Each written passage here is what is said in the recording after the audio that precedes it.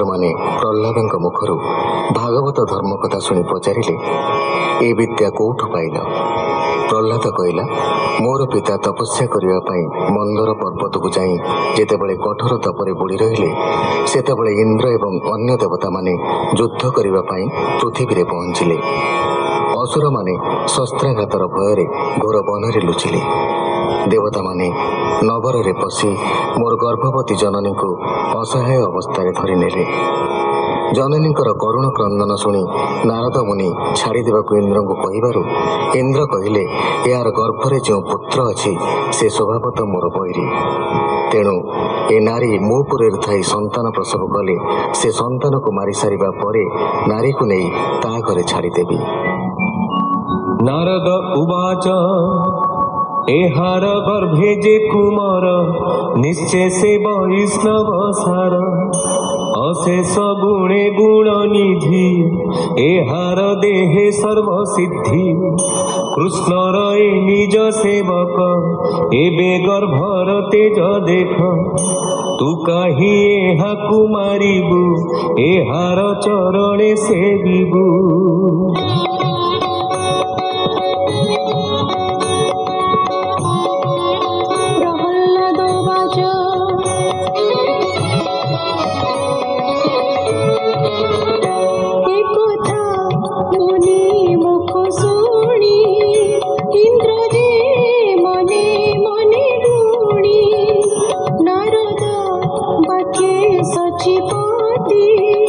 छाड़िला असुर जुगा